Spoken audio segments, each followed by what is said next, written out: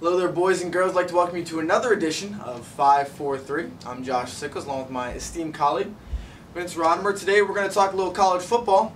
We're also going to talk some pro football, and one draftee may be costing himself millions of dollars.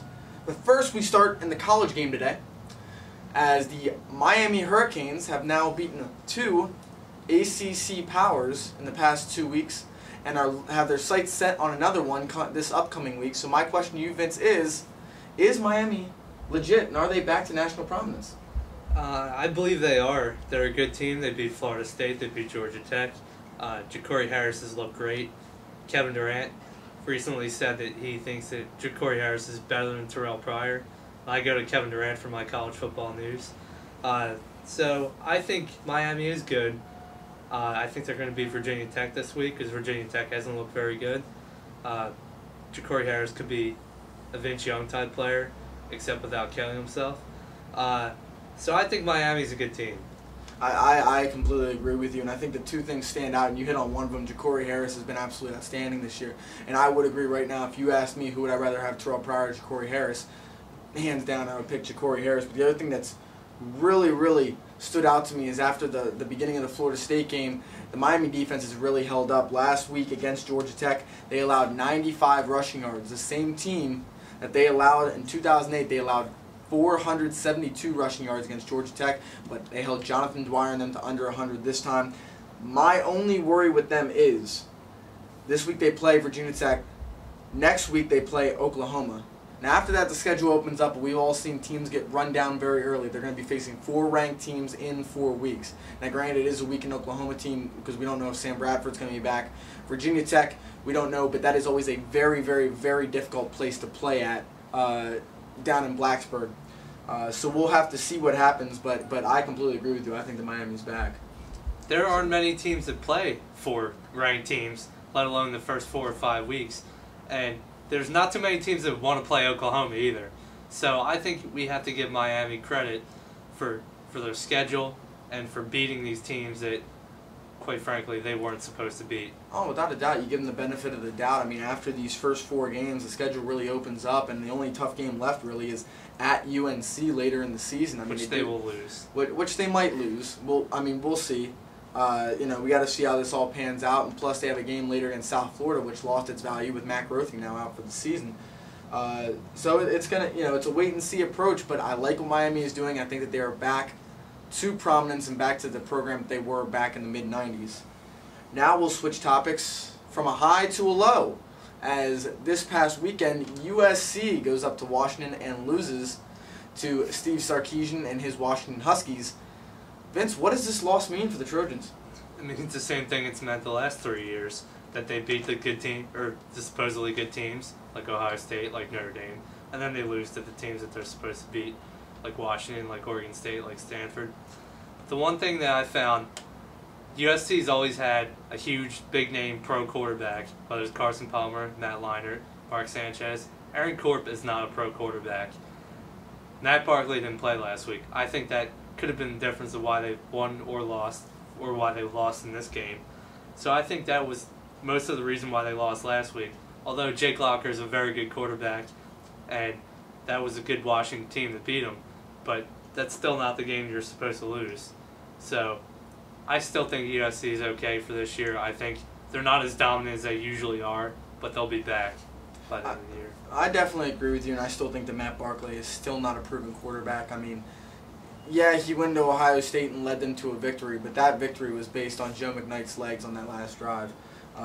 But in my opinion, I mean, it seems to always happen, like you said. USC always gets all the hype, always gets all the accolades, yet when it comes down to it, they always lose that one game every year, which stops them from getting into the national title picture. And it just keeps happening over and over, and eventually you got to question, what's going on. But here's the other thing, too. They could lose, in my opinion, up to 2 more games.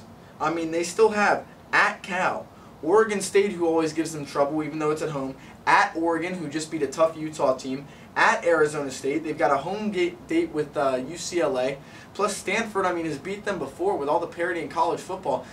I mean, at Cal, to me, right now, if I had to pick it, I'd pick Cal, no question. Javid Best has been absolutely outstanding, and that's the worry that I see. But USC, I mean, they're not going to drop off the national landscape, but they are not nearly as good as they have been in past years. So, we will move on now to the NFL, where in a shocking development this weekend, the New York Jets have defeated the New England Patriots 16-9. After all the trash talk during the year, during the week, Rex Ryan and Tom Brady having a war of words. But it brings up the question, with the Jets' victory, are the Jets the team to beat in the AFC East? The Jets are not the team to beat. The 0-2 Dolphins are the team to beat. They won the division last year. They're going to win it again. Because after watching the way they dominated probably the best team in the NFL, the Indianapolis Colts, last week, although they didn't win the game, they're still going to be able to run the ball with the Wildcat. Chad Pennington is going to get the job done. He is the most efficient quarterback in NFL history. He might not have the big play threats, but I still think the Dolphins are the team to beat in this division. See, personally, in my opinion, I agree they're not the team to beat, but I disagree with who is not the team to beat, because I don't know how you can call an 0-2 team the team to beat, and I don't care who they lost to, they're still 0-2. Mine is the New England Patriots, and I know everybody's going to cringe out there, but the reason why is that Tom Brady's still not 100%. Even though he may say it, he's not. When you look at last year, Matt Millen actually made a great point on ESPN after the Monday night game when they were talking about Brady and the Patriots' struggles against the Jets this week, and saying that, remember Peyton Manning last year? He had the surgery, missed most of training camp, and came back and got off to a slow start. I mean, Indianapolis started off 0-2 last year, and he ended up becoming the MVP of the league. But it really took him, a quarter or half of the season to get his legs back under him, and I feel like this is the exact same thing. Plus, Wes Welker's still not healthy. Randy Moss is still trying to get his timing back with Brady after spending a season with Matt Castle. Even though Julian Edelman stepped in admirably, he's not Wes Welker.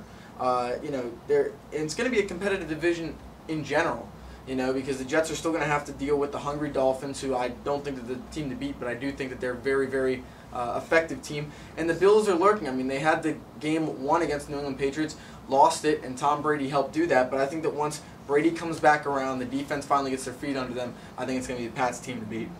These aren't the same Patriots as the last few years, though. No defense, no Rodney Harrison, no Mike Vrabel, no Teddy Bruschi, no Asante Samuel. This Patriots team is not as tough. Tom Brady can do whatever he wants, but as we've seen before, you have to have a defense to win.